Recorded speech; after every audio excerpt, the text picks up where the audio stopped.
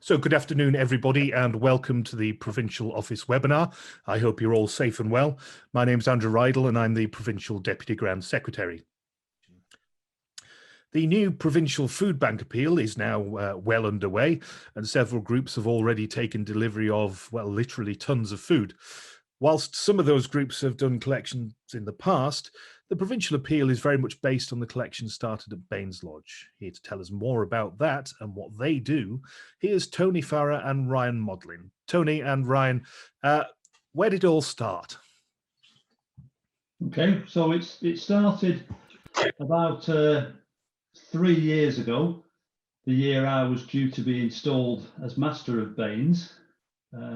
We have our meat installation on the second Friday in December, and I'm fairly confident to say that it was Ryan Modlin, who's on the Zoom, that came up with the suggestion that as well as everyone bringing a raffle prize, as we usually do at installation, we should open it up and ask the attendees at the installation to bring a donation for the local food bank.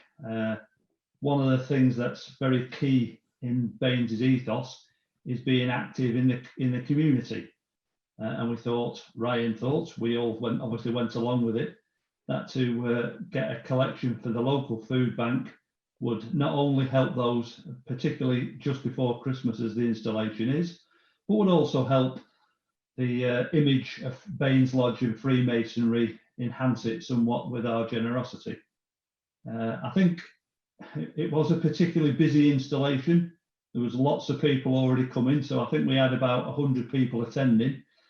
So through emails and personal correspondence with everyone attending, we pushed the idea of the food bank collection.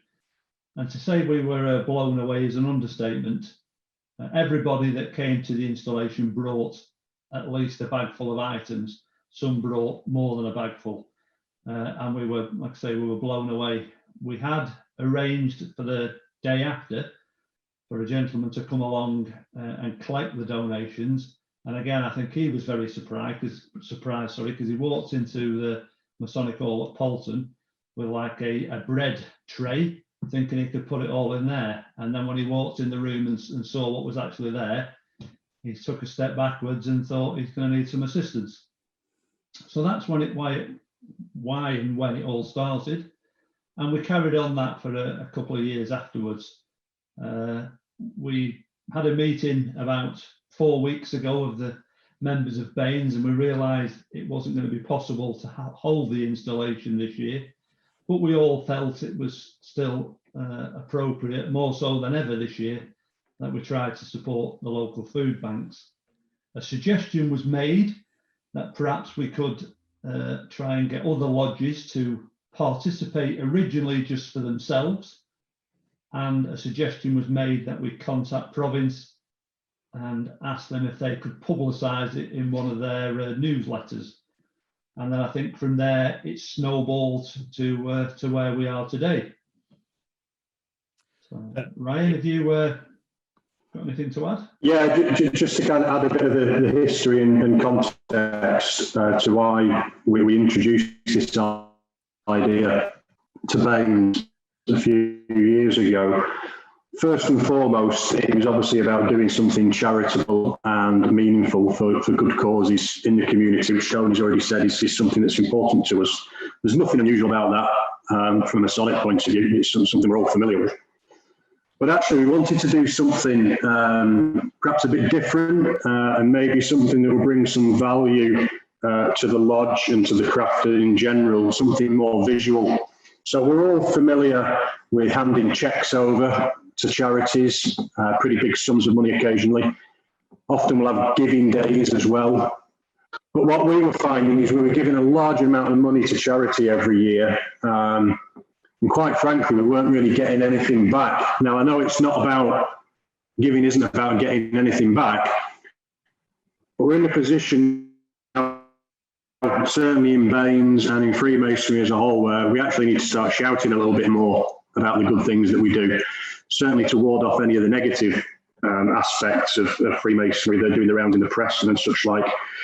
So we thought this would be a really good idea to present a charity with some kind of physical donations rather than a paper check. And as Tony said, that first year we did it, the guy turned up with a bread basket expecting to take 3 or 4 tins of beans away with him. And he had to go away and come back in a transit van that we filled. So it was really good from that point of view.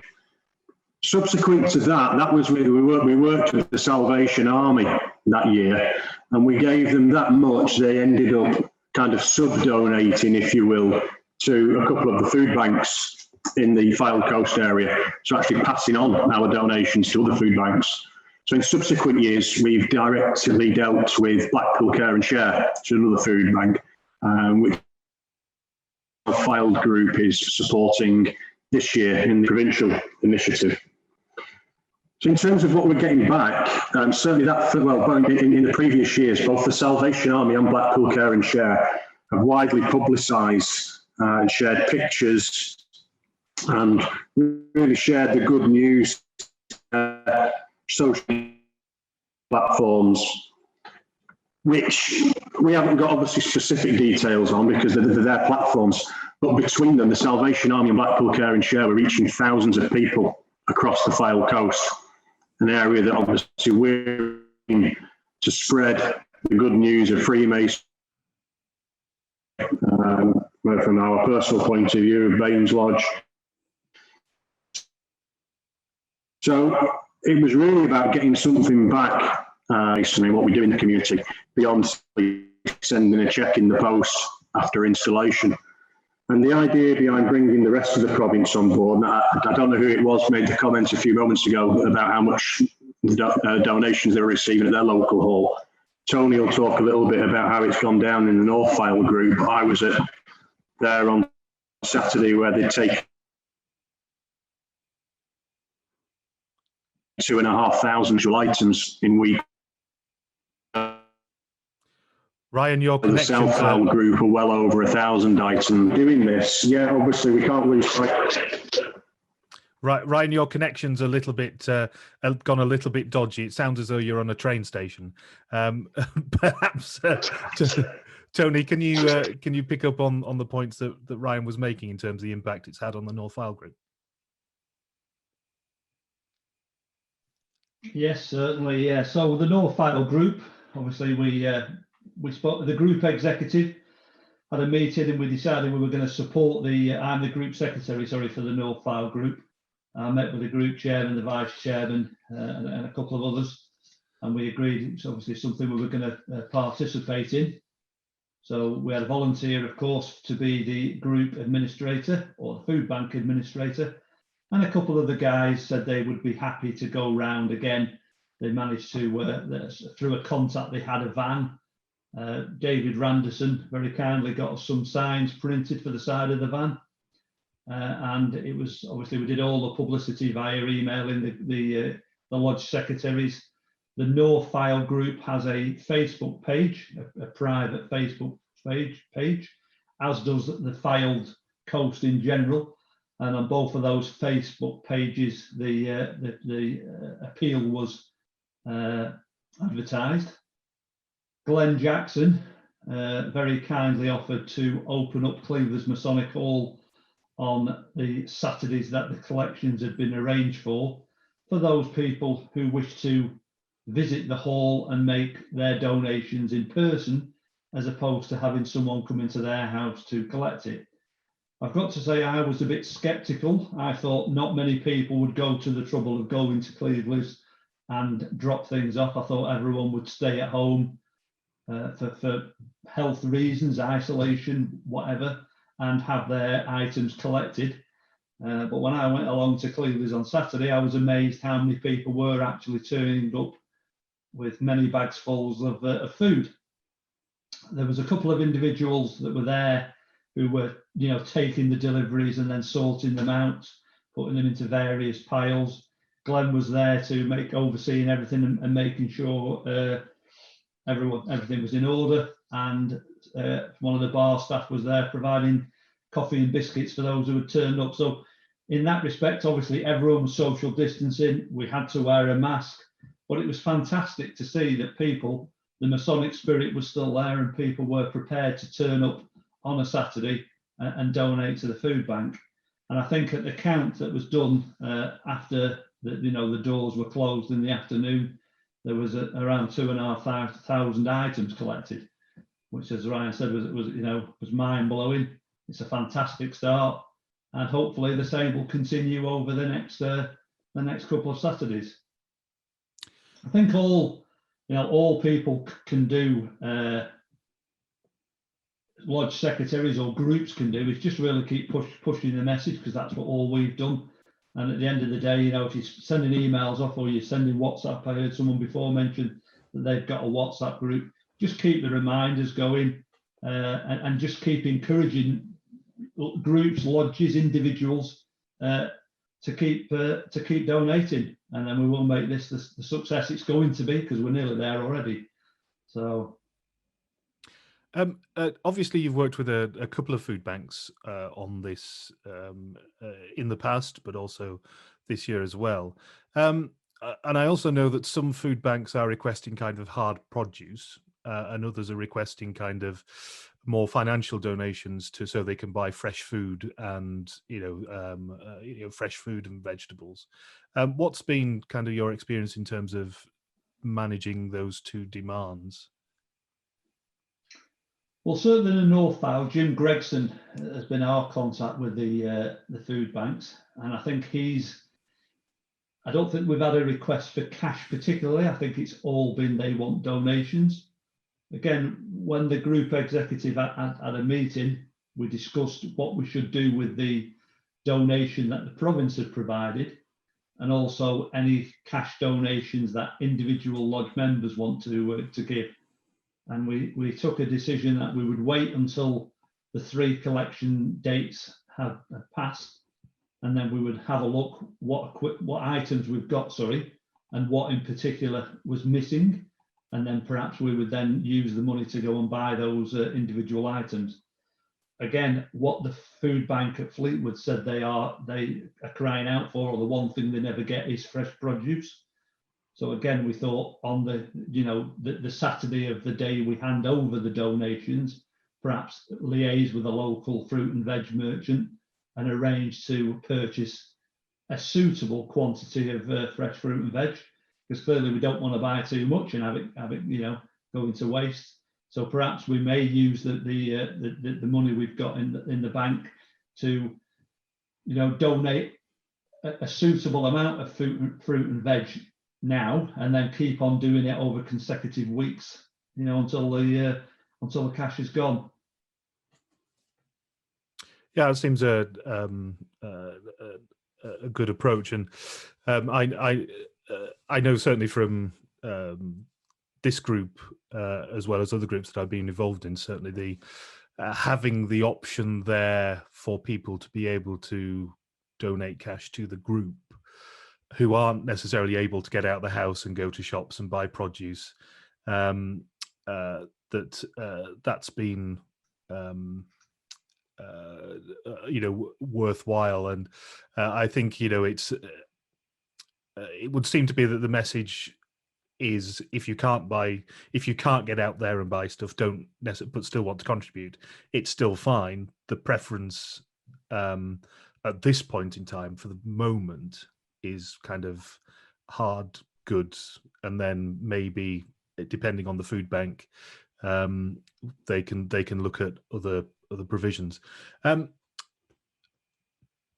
How were the food banks chosen that you've been working with? Well, certainly I can only speak about the North Isle, but certainly the North Isle one, I think there is only one in Fleetwood, or one or else 2. So I don't think there's a lot of choice. I think also Province issued a list probably 2 or 3 weeks ago, and I think that all the ones certainly that we've been using locally on the file were on that list. So I don't know about anyone else's experience. Ryan, I see that you've plugged in via a cable, and hopefully you'll be a bit more stable. Do you want to come back in and finish off what you were saying? Well, yeah, just kind of answer that point, and I'd say kind of Kevin's asked that question as well in terms of on the food banks. I think when we initially spoke to Peter Taylor a month or so ago. He and Violet reached out to the group and a sense checked a list of local food banks. So I know one or two were gested in certain areas. Other areas, I think Garston, for example, already in relationship local food bank. So it was kind of done joint effort between the office there and a wider provincial level. From our point of view in Baines, like I said, the first year we did it through the Salvation Army. The main reason for that was we actually had a Masonic connection there in the Salvation Army. Subsequent years, we've worked with Blackpool and Share for two reasons. One, our current worshipful master and his good lady are volunteers for Care and Share, and also as that's where the Salvation Army sent most of our donations, it seemed like a kind of a natural fit. Areas like Tony, there's only one, so little choice. Right. Yeah. Okay. Sorry, Ryan. Just Fleetwood Together is the one that the North Fylde are supporting in particular, and that covers anyone in Wyre, including over Wyre. It's not just Fleetwood; it's obviously all areas, including over Wyre. When we sent out the information to the lodge secretaries regarding the appeal, we did put the group's bank details on there in case anybody did want to donate, cash. But it was always our intention to use that cash to go and buy items rather than just give it the food banks, because we certainly, in our experience, the food banks, they've not got enough time on their hands as it is to go and distribute the goods without having to go and buy them in the first place. So they were very keen that we didn't just give them the cash. So we made the group's account open for backs payments, and we've also had some people that have been sending in checks, which obviously the group can bank. Ezra McGowan, I see you've had your hand up for a little while. Yes, thank you very much, Andrew. First and foremost, brethren, I'd like to just say a very well done to Baines Lodge on what's gone on here. I think they've took it to the, took it how it should be, but I started this 10 years ago. Now, I've had a food bank running here for over 10 years now. And also I tried to get a food bank running at our Masonic Hall at Urmston, which it fell on deaf ears for quite a while. But at the moment, we've seemed to have come to an agreement with the management team and everything to actually run our own food bank from our own Masonic Hall. So we're going to be running our own, which I've run a food bank. I founded a food bank and a charity over 10 years ago. I did approach Province, but obviously, like I say, a few things fell on deaf ears. So I'm just glad that this has gone a bit forward now with the likes of Baines Lodge, who've done exceptional. I also had an article in Freemasonry today. I don't know if anybody might remember that. Where we feed the homeless on the streets and also provide to food banks. Now, last year alone in Wythenshawe here, just near me, I provided personally, through my business and everything like that, and my brother, over 8 tons of food in weight. Plus, we have a local food bank set up in the village where we live. And now I'm hopefully going to move that over to Urmston Masonic Hall. So we're sort of unique in a way of having our own food bank for the local community to come, and the Masons are going to be providing to the community. We are not going to be providing to a food bank. We are going to be the food bank, like I've been doing. So, Ezra, can I just come? Does that operate all year round, or is it just seasonal? All year round, Andrew. We've had articles in different things. It's on websites, but I've never promoted it too much. But it's all done in the name of Freemasonry, and it's all been done in the name of West Lancashire as well. Excellent. So it's been really good. Because that's been one thing that's cropped up from time to time with this appeal is we're obviously focusing on it before Christmas, but these food banks do operate all year round. All year round, Andrew. Yeah. and whilst we're obviously focusing on it for this, and it was important to set a fixed timetable. I think that it's one of those things that we do need to bear in mind, that food banks for life, not just for Christmas, so to speak. That's exactly right. Exactly, you've just hit it on the head there. I mean, I do this. Besides me, I do this day in, day out. This is not news to me. It's wonderful that this lodge has took it up and done it, and it's got a bit of promotion which it deserves. Like I say, I tried quite a while ago, but it just seemed to fall on deaf ears. But I have been doing this now for 10 years around the area. It's a daily thing. It's not just Christmas, like you say. It's every day of the week. So Yeah. if we can get something going at the hall now, it would be a wonderful thing for the community. Put a different aspect on people's thoughts on masonry, and you're giving something back.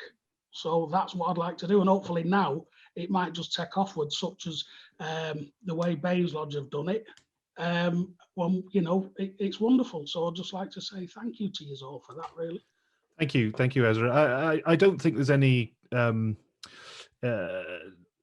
suggestion that this isn't this is a new idea, Tony or Ryan. I think it's just a case of impetus, because I'm aware that other groups have contributed to food banks for a couple of years, and their New and Young Masons club have kind of supported food banks, and I think that's what you've been able to do at Baines is very much a case of capturing the moment and actually giving it the impetus to suggest that it becomes a province-wide initiative as opposed to sporadic across the province, and I think that's the instances that have happened, where people have been supporting food banks, like Ezra has been doing for a number of years, and like I say, like other groups have. I think just kind of being able to, the concept of it being a province-wide thing has certainly helped develop it. How did the idea come about to go to province with it, Tony? It was just a suggestion. It wasn't a suggestion to see if we could get the whole of the province partaking in the food bank. It was just to let more the local members of the Fylde Coast that Baines were doing their food bank collection again this year, and to see if it could be publicised, as I say, in the regular emails the province sends out, or perhaps put an article on the website. But it was never the intention, and it has been fantastic that so many people have taken up on it. Obviously, I'm an avid viewer of Twitter, and some of the stories, videos, pictures we've seen on Twitter in the last few days about how all the groups throughout the province are, participating in the appeal is magnificent. We've got quite a few of the group's food bank coordinators on the call. I know that Mike Craddock is on, for example, and Jeff Lucas is on. Perhaps that if any of you who are food bank coordinators would like to give a bit of an update on kind of how your group's coming. Mike, as you sent me those wonderful pictures this morning, I'm going to pick on you first, but maybe if you are a food bank coordinator in a group and you just want to give an update, you can stick up your hand and I'll come to you eventually. But Mike, Rowley Court has been inundated, I think, on Saturday with people dropping off food, and I know that the provincial Grand Master was there helping with that collection. Tony and Maureen turned up, which was great, and Keith Kemp as well. How's it been going? Unmuted, yeah. Yes. It's been going, I think, slowly at first, because I think what I say about it, in defence of Ezra probably, is things like this have gone on a long time, but it's not recognised because in the past, Freemasonry was kept a little bit in the quiet, and we've tried to now push it out into the public domain, which is great. And now we've done that, we can, and people have recognised they can give something directly to the community via this. And I've done it 4 years by another organisation, acting as Santa, with a bit more hair and a beard. Could be a job for you, Andrew, but going around collecting, and people are always very generous for the donations. So we've now got this thing for Masonic, where we've got the food bank, and that first day, Neil McGill was there, Tony's incidentally one of our collectors. He goes to people's houses, picking them up, as does Keith Kemp for another lodge. And it's great that they've got themselves heavily involved and want to promote it. So it's started to get everybody interested in it. One of the challenges is, and I think it's already been brought up, we've got something like 4 very large food banks in the area. And the only sort of point that's been made, well, why did we pick that food bank? And I don't think it matters which food bank we pick, but we've got that much stuff there now that, and hopefully we're going to get the same again, and more and more and more, and quite a lot of quite large financial donations, which you've made the point. The food banks don't really want financial donations, they want food. And as long as we're giving them not perishable food, it's fine. And a lot is coming in, and we're expecting, from replies I've had, to get quite a few more this month. But quite right, Ryan, you've got to, Ryan and Tony, you've got to keep writing to the lodge secretaries and get them rounded up to get their lodge involved. And it's not much work to do that, but at least it keeps everybody informed and involved. And in that way, I'll be sending pictures out to our lodges on what's occurred up to now. And hopefully, I think we'll all get a lot out of it. Ezra obviously has over the last 10 years for his lodge and himself, self-gratification, which is great. And the group on the Fylde obviously have done brilliantly and built it up. So I strongly suggest everybody goes for it now. And yeah, the coordinators from the different lodges are slowly coming in. One little worry is we've got Rowley Court kindly was set up for COVID, and that's where we're collecting. But the route of bringing the stuff in, when there's so much coming in, we were totally overwhelmed on Saturday. And it basically was piled all over the floor. And then it took something like 3 to 4 hours efforts to get it on the tables. But they didn't count it, and we didn't know how much we'd got. Now we've collated what we've got into such as tins of beans, soup, meats, spaghetti. So, you know, that's the sort of thing that will happen when you all get involved in it, I hope. And let's see how we go on. Okay, Andrew? Yes, thank you, Michael. Of course, in the Lancaster group, when we're collecting food, it does help that our group secretary is called Chris Larder. Sorry, bad joke. I'll move on quickly. Thank you, Mike. Thank you, Mike. Sean Brookhouse. Oh, hi. Well, as I say, we're very fortunate. We've got Ezra, who's got the experience base for all of this. But I have to say, the group is really sort of grasped onto this. And I want to emphasize some of the younger guys who've gotten involved with the project. I think I'm right in saying we've got about 2,500 to 3,000 quid already collected for this. And for that, we've gone outside the box. Some of the brethren have contributed, of course, but a couple of the local businesses wanted to get involved with things that are happening at the moment. I suppose it's good for them on their bottom line as well as on their publicity side of things. So we have local businesses that are trying to help us out as far as it goes. I think Ezra, you can tell me if I'm right or wrong here. I think we've got about 1.5 tons of food already ready to go, as it were. So we're in a very strong position, even though we're a small group. We are hitting the ground running, as it were. The guy who's doing an awful lot for us on the marketing side, I think you probably know him, Andrew, is Wayne Devlin. Do you know Wayne at all? Name rings a bell. I'm not 100% sure. Well, he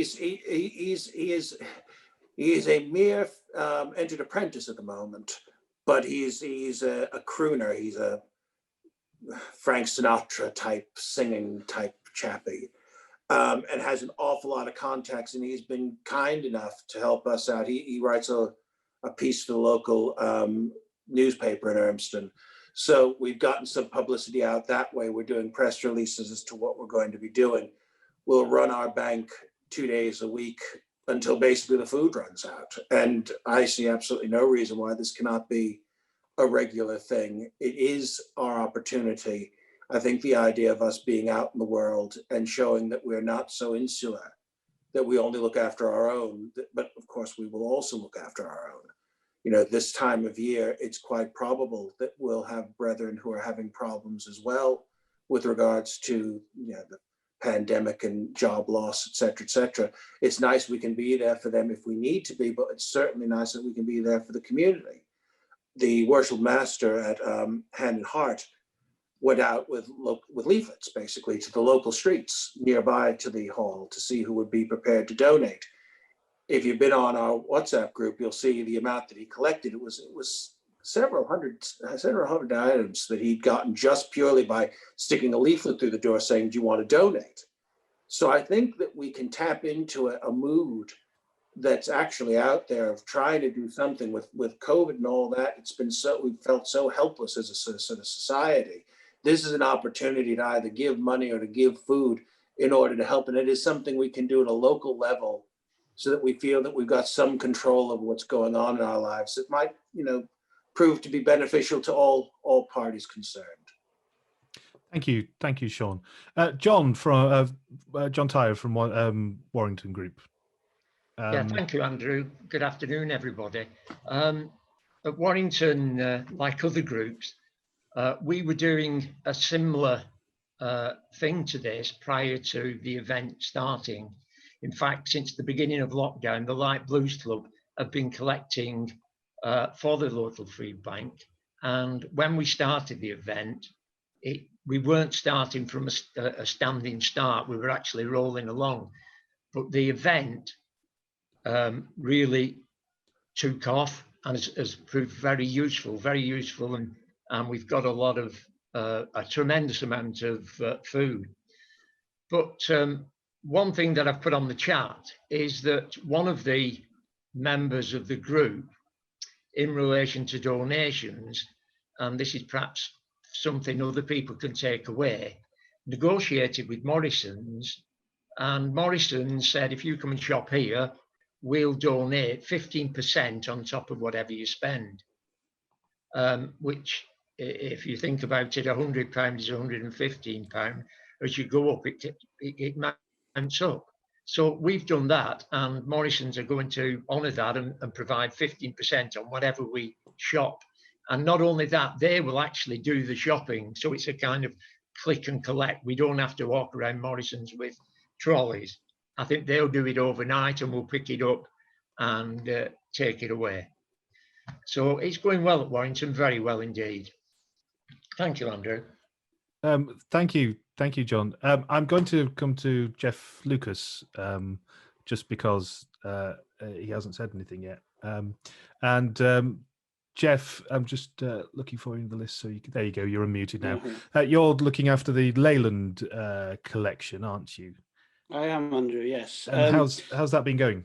Well, we are obviously the exception to prove the rule, typical of the Leyland Group. When the initiative was first rolled out and I received the email from Peter Lockett, my first reaction was, well, let's contact the food bank and see what they would prefer. And the instant reaction from the lady who runs the food bank at Leyland was, we would prefer money as opposed to goods, so that we can go out and buy what we want when we want. Her first one of her first phrases to me was that at the moment they could probably supply Tesco with pasta.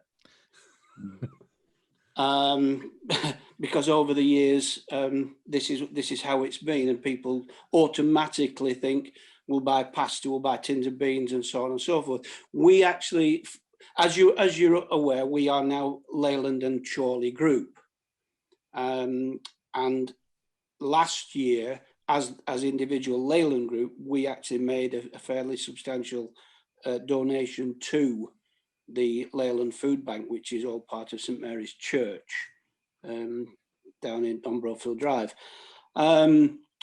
Consequently, I had a long discussion with our illustrious APGM on the way home from bringing him home from Blackpool Vic. As you are aware, Andrew, of what's happened with Stuart. Yeah. And he was of the opinion that that was a good idea because it would save people going out shopping and going out and putting themselves at risk. Consequently, I've sent an email out to all the ex-lodges and chapters of what was the Leyland Group, because I did have a number of phone calls within the first few days saying, why are we not doing it the way we did it last year? Yeah, I know we could all say we've never done it like that. We've always done it like that, but to contact the food bank and them say they wanted money as opposed to goods, to me was the way forward for our group. The email went out. We tried to do it a simple way. We've already had a number of contributions from lodges like, for instance, Red Rose of Lancashire, who most of their members are members of other mother lodges, as is Aldertonian, Quingenti, and so on. So we've had a number of donations already gone into the kitty, but also individual members. And what I've suggested for the time being, so that the group treasurer isn't inundated with checks every day of the week, which he has to then go and pay into his individual bank account at Chorley, I've suggested that if you are members of a particular lodge, you pay your money into your lodge fund, and at the date that we are deciding on, around about the 10th of December, I can contact Mike Silver and say, right, we've got this is how much have we got in, and each lodge will send in one amount of money, which will be the accumulation of all the donations from lodge members, which seemed at the time to make a lot more sense than Mike Silver being inundated with bank deposits and checks and God knows what else. So that's the way it's going at the moment. I can't tell you any sort of running total because I haven't got that information at my fingertips.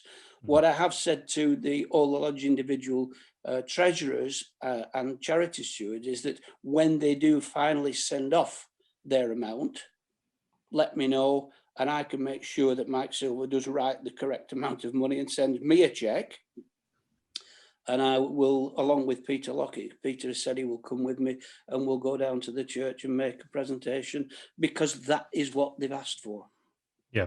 So very much have the conversation with the food bank as well beforehand. Absolutely. Because we just coming back to Tony and Ryan, the non-food aspect, and because I know that some food banks have requested things like Christmas presents and toiletries and selection boxes and things like that. For what have you provided in that direction, Tony? Well, we've certainly had quite a lot of toiletries and non-food items amongst those items that were dropped off at Cleveley's. There was also a few selection boxes as well. I think they may have been for a separate appeal, but there was still, there was still a good quantity of selection boxes. We've tended to focus purely on the food and non-food items. I know there was a suggestion regarding Christmas presents, but we didn't want to dilute from the food bank aspect of it by, you know, going into too many different things. So like I say, that's what's happened in the North Isle. Just one thing I'd like to add is one of the things that was very focused in our mind when we started to do that particularly this year, was clearly giving and charitable work is very close to every Freemason's hearts. And we felt that there would be a lot of brethren who would be missing the ability to do something. And I think that's why, you know, we tried to push it a little bit further this year, because, you know, there were a lot of Masons sat at home, like we all are, and missing the ability to help others. And I think that was couldn't have been shown any greater than, as I said earlier, by the number of people that turned up at Cleveland's ready to hand over their collection. And as I said, I was amazed by, you know, you've got, and I don't mean to be disrespectful in any way here, but you've got, you know, some little old fellas coming along. It was a big effort for them to get out of the house at weekend, to come to Cleveland's to, you know, drop off their items. And I think not only does that do the food banks good, it was doing them good, because it was, you know, letting them, giving them the ability to do something useful. On that, obviously we are in the middle of a pandemic at the moment, and you've touched upon some of the things that you were doing at North Fylde, at Cleveland's, to make the environment as safe as possible. And I know that Rowley Court has as well. What kind of have you been giving out any advice to people who've been dropping off stuff, or when they've arrived, or how's that being managed?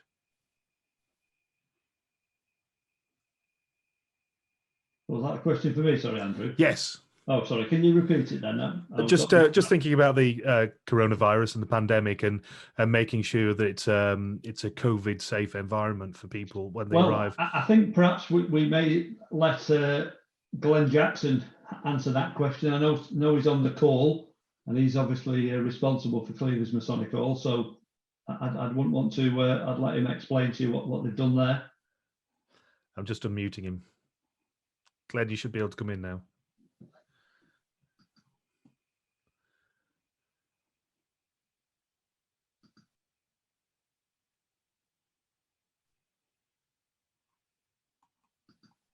I think I can see his mouth moving, but I can't hear him. So,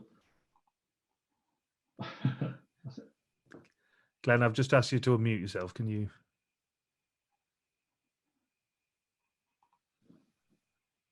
I can't find him.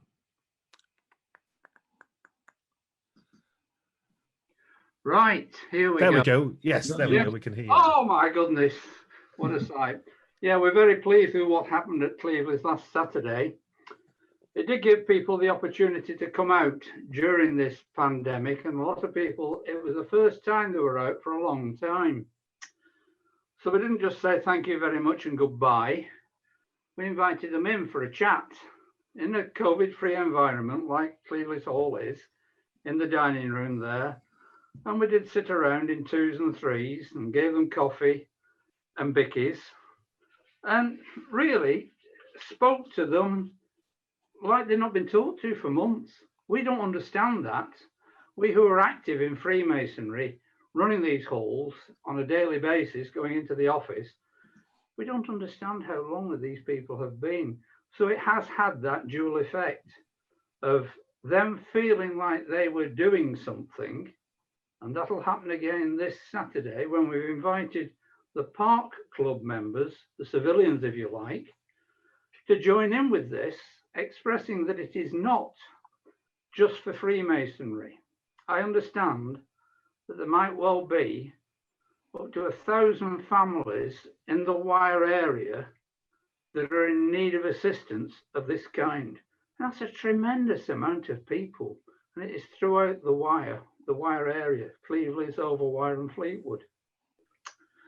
So I think that this, at this particular time, is an excellent vehicle for people getting out and about. And I also understand that several lodges have donated money to this fund to the tune of about, at the moment, £1,000. And again, we're now spending our charity money that we can't do at installations on such causes as this in the local community. So that's my report, as invited. Thank you, Glenn. I'm going to just bring back to a kind of central point on this, and that's the continuation of this after Christmas. We know that kind of January is often a difficult time for people as well, as kind of wanting to provide a good spread at Christmas. It's January where things get tight, and if there's been no it's a very long month, even if you are working. If you get paid before Christmas, it can be 6 weeks before your next payday, so it can stretch into. Tony, what do you see it at Baines Lodge? Do you do it just in the past? Have you done it just at the installation, or have you done collections at other times of year? No, just at the installation, Andrew. Just Okay. a one-off at the installation. Okay. But I suppose once those connections are there with the food banks, that can continue as well. It's as Ezra has been doing, it is an all year round one. Sorry, just I don't know if Ryan's got his connection back or not, but if not, I'll just mention something.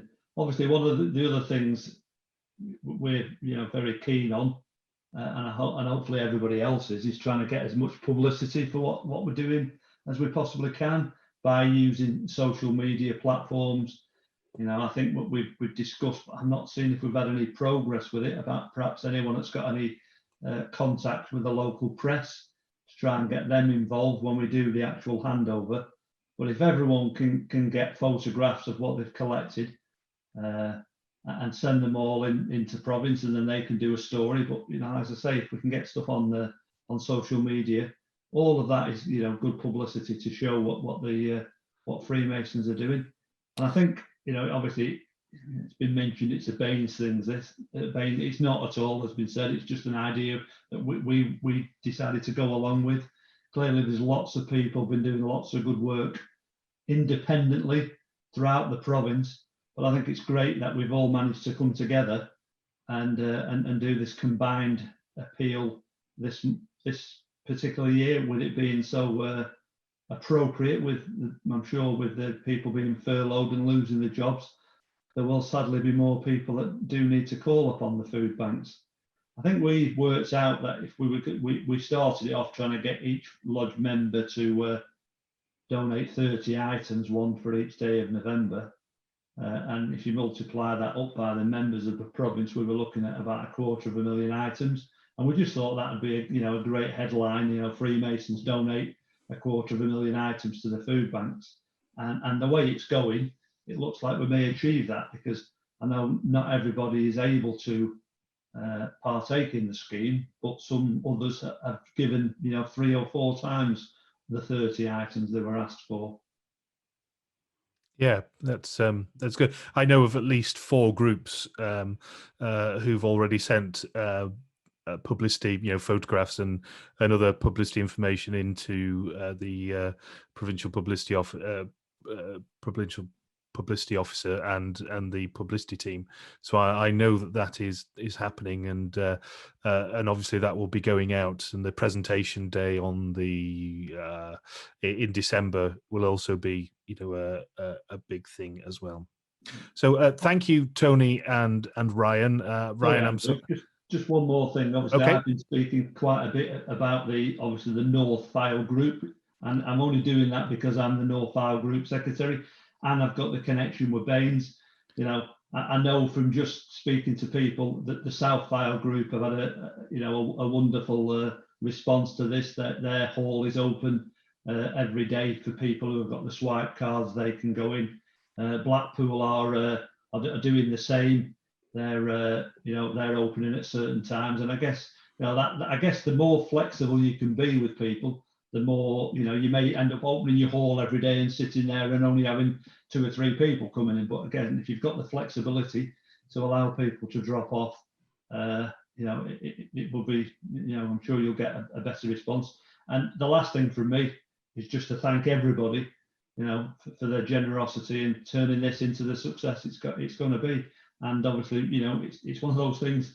We're all in it together, and the joint effort will get the results, which will far exceed what we expected. Yeah, thank you, Tony. I couldn't agree more. And it doesn't matter where it started or how it started or when it started. The fact that it's happening now is what's important, and Exactly. and is helping those families which really do need help. Like I say, not just at this time of year, but also going forward as well. So thank you very much, Tony. Dewan, you've got your hand up. Would you like to come in? Good afternoon, everyone. Just something to think forward on this. Whilst we've had such a massive response this year, is there anything that Province or United Grand Lodge of England can do about contacting a national supplier, i.e. Morrison's, Sainsbury's, Tesco's Express, going into partnership with them and finding out if we can do it all year round, getting discounts or something similar? That's an excellent idea.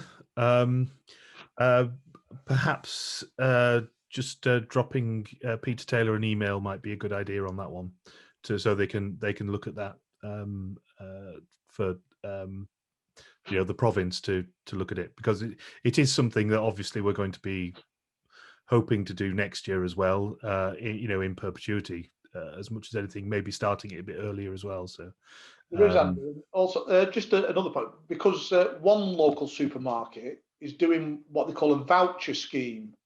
As you push your shopping through, you pick a voucher and it's only got a barcode on it. You pay for that item and they match it.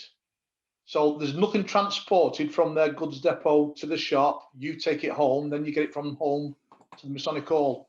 They just match it. So it's just something along them lines. It saves all the transport and all the logistics of everyone running around and carrying stuff. Yeah. Email Thank to you. Peter. Yeah, just drop Peter an email. That'd be fine. Mike, you've got your hand up. Mike Craddock. Yeah, just one question. Rolly Courts set up brilliantly, COVID-free environment. And obviously we've got a number of people from different families meeting within it to do the job we're doing. How are we classified within the rules that are there? If somebody turned up and said, there's 8 of you in here, all right, you're social distance, but you shouldn't be meeting like this. I know it's a bit of a dampener question, but I've already been asked it, I don't know how many times today or the last few days. That's something that I'll have to get back to you on. I suspect that it will be a case for because all the Masonic halls are set up differently. It will probably depend on what the Masonic hall is and how it classifies itself, in terms of what sort of business it is and how that works and the status of the people there. So I'll have to get back to you on that. I'm sorry, Mike. But yes, it obviously is an answer. And I know that Rowley Court's particularly well suited because you can effectively go in one door and out the other as a drop off point. You can, still got and voluntary work is still permitted at this point in time anyway. So I think that it will be covered under those kind of things. But in terms of exactly, I'd have to have a look at that. I'd have to speak to the provincial registrar about that. Okay, fine. All right. Who else had their hand up? Somebody else had their hand up. And I go, Ezra, do you want to come back in? Just unmute yourself. Unmute. Can you hear me now, brother? Yep, we can. Just a quick answer to the question before about UGLE or province getting involved with big stores like Tesco's and things like that. I'm a registered, well, I'm not me, but I've got a registered charity what they founded, and I've tried all that. And the big stores, I've been in Morrison's, Sainsbury's, Tesco's, you name it. They have an agreement with FareShare. So it's sort of more or less boxed off with, Right. with your big stores and things like that. But as one of the brethren mentioned earlier, if you go in sometimes, I mean, I shop around, obviously I do this, I buy in bulk and things like that. Cash is king sometimes when you're buying around and going around. If you go into some of these local or big Tesco stores, sometimes and you explain, and you're a registered charity or things like that. If you spend, say, £100, sometimes they match it on their own items. They might say, well, you spend £100 with us, we'll chuck you £100 in that way. So that's the sometimes the best way. But, you know, you'll find that going into these big stores, they sort of have that boxed off. So it's usually a waste of time, you know. Yeah. I figured that there may be kind of existing agreements in place. So. Yeah. Right.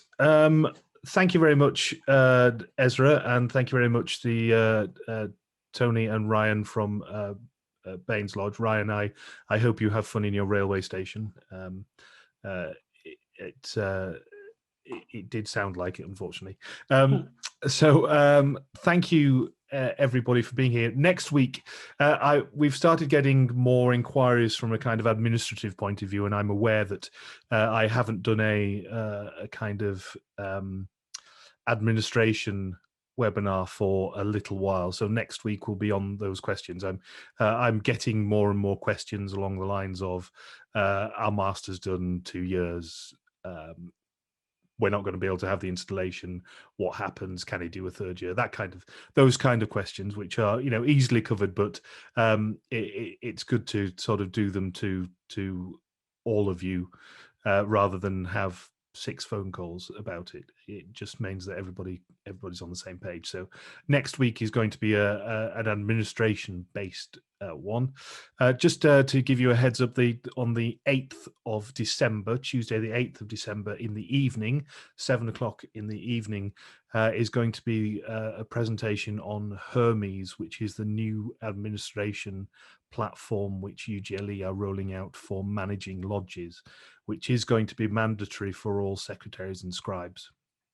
So if you are a secretaries and scribes of a lodge or chapter, then and you haven't seen the Hermes presentation before, that is your opportunity for it. So please do come along to that at 7 in the evening. The project manager, Nigel Codron, the project manager from UGLE, from Hermes, is coming along to do that. If you have already seen it, he's got a bit of an update as well in terms of how it's going, how the development is going. So well worth coming to see it if you saw the one, even if you saw the one earlier in the year. So I would recommend that wholeheartedly. We're also for the last couple of sessions. I'm not quite sure what's going to happen on the 15th as yet, but I'm hoping that we're going to be able to have a little bit more of a light-hearted one on the 15th, because that will be the last one of the year.